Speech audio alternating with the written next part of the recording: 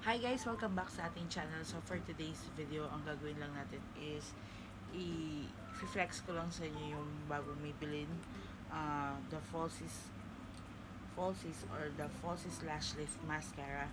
Ito siya guys. Ayan, kung nakita nyo. Bali, napaka-trending nito sa Pilipinas right now. Sabi nila nasa 299 ito pag binili mo sa Lazada, but I'm not sure kung magkano ba bili ko dito. Like, maybe like 4 KD or 5 KD, something like that. So, yun. So, ang gagawin lang natin is, dahil papasok ako, mag-ano muna ako, magpa-foundation muna ako. Teka lang yung kwelo ko magulo. Yan, try ko nga mag-ilaw. Yan, parang madilim pa siya pag may ilaw. Parang yan. So, hindi ko na masyadong matatagal itong video na to, pero gusto ko nga lang ipakita sa inyo kung paano ko nga siya gamitin. So, maglalagay na ako ng foundation. Ito yung Bourjois Healthy Mix. So, 16 hours ang effect nito, and medium coverage lang to guys. Hindi siya kagaya ng ibang mga foundation na pang matagalan talaga. At least, hindi na siya masyadong hindi ka masyadong magpapawis dito.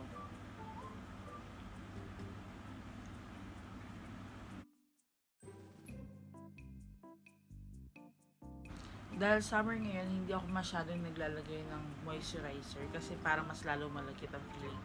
But, naglalagay ako very minimal lang. Gumagamit ako minsan ng Nivea Care or yung Olay na ginagamit ko, or sometimes yung St. Ives na moisturizer, but very little amount lang. Masyado nag-oily. So, kapag nakamask ka, ang tendency na nagkakaroon ng guhit dito. Ayun. So, now, nalagay na natin yung foundation ko. Ang ginagawa ko personally is, naglalagay muna ako ng pangkilay. So, gagamit ako ng H&M. So, ano ba to? Na-feature ko na to before sa vlog ko. And, ayun na nga. Ang gagamitin natin, itong dark brown. And then, yun lang. Yun lang yung lalagay natin para pangkilay ko. Minsan, ang ginagawa ko, sinusuklay ko yung kilay ko, pero dahil hindi naman siya kagaya ng iba na kalat-kalat, na ginagana ko na lang siya minsan. Ayan.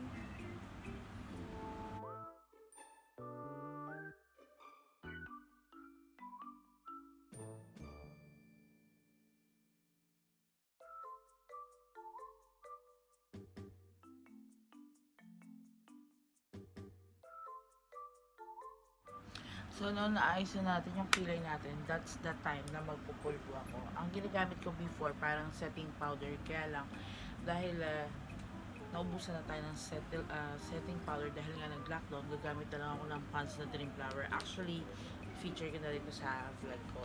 Favorite ko to kasi yung ano niya, yung consistency niya is napaka-fine. Talagang bagay na bagay sa mukha. So, maglalagay lang ako ng konti at ikakalat ko sa mukha ko.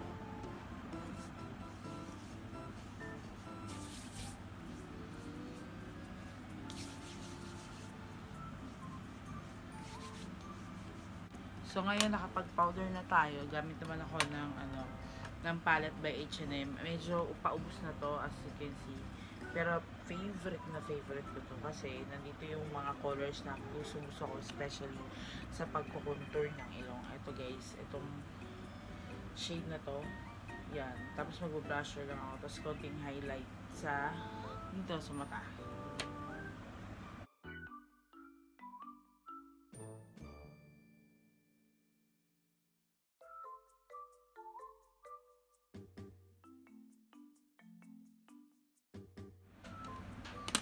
Yan. Naglagay lang ako para hindi siya masyadong puffy yung mata ko. Kaya naglagay lang ako ng konting contour. Tsaka dito banda sa may ilong. At para magmukhang malaki yung mata ko, maglalagay lang din ako ng dito sa ating brow palette. Dito na ako magdi-dip in ng panglagay dito sa mata. Ang ginagawa ko kasi para magmukhang malaki yung mata ko, ginaganito ko siya. Yan. Nilalagay ko siya dito sa may talukap ng aking mata. Kasi nga dahil yung pilik mata ko ay hindi naman makapal at saka anong tawag dito, manipis lang siya. Ginagawa ko to para magmukhang malaki. So, para na rin siyang merong mascara. Pero meron nga tayong bagong discover. So, try natin siya ngayon together with this kind of makeup look. Ayan.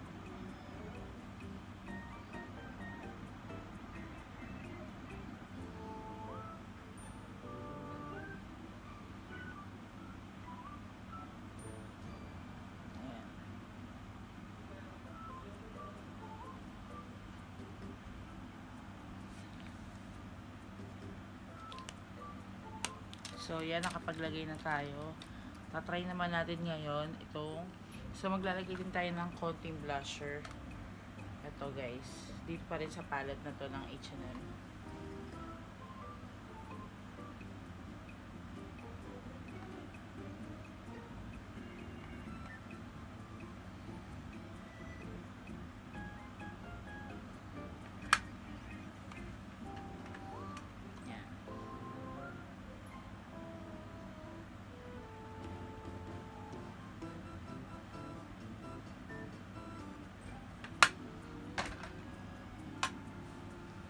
Gagamitin na natin itong Maybelline The Falsies Lash Lift. Ang sabi dito, ang kiniklaim niya is it lifts your mascara and it delivers dramatic length and volume. A lash lift look in a tube.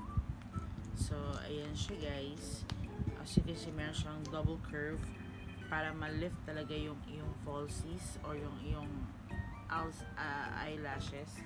So, gamitin na sila niya. Wait lang.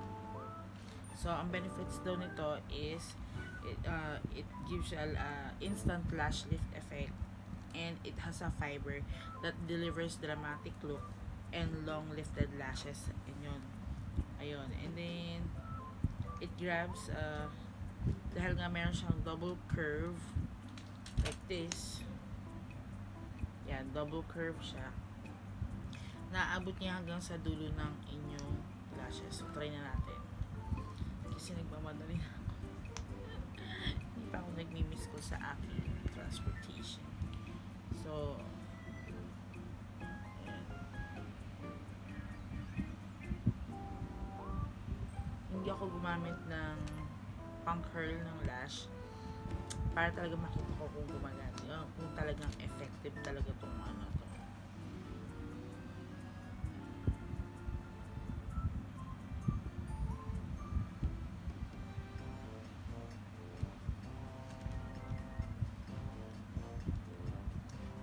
Sabi naman dito is maglagay ka hanggang gaano kadami mo gusto, hanggang ma-achieve mo yung talagang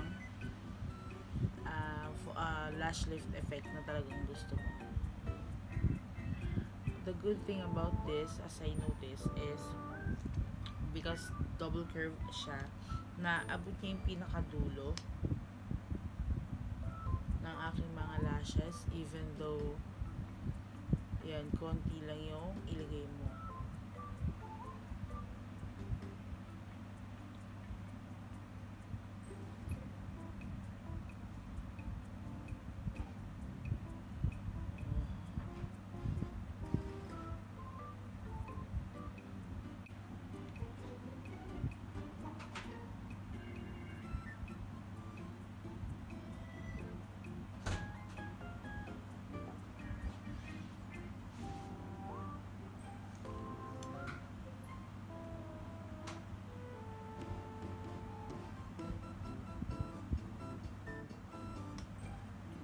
At saka kahit nga pala meron siyang fiber, parang hindi naman ganun kabigat yung feeling sa mata, or baka dahil nasanay na lang ako. Binili ko to kasi ng bagong launch.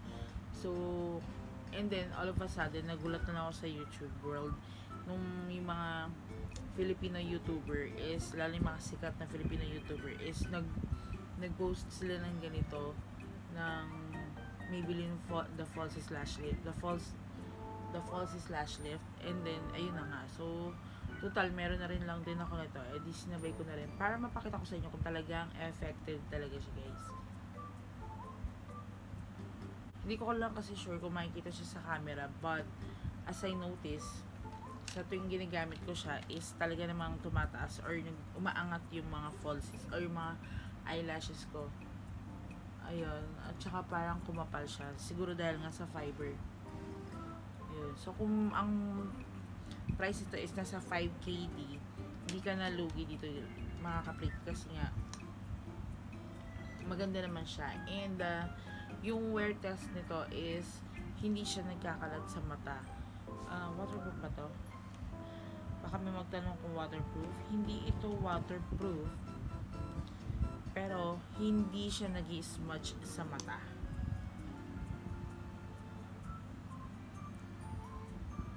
Kasi na-try ko na to sa gitna ng init ng araw. So after ng duty ko is ayun,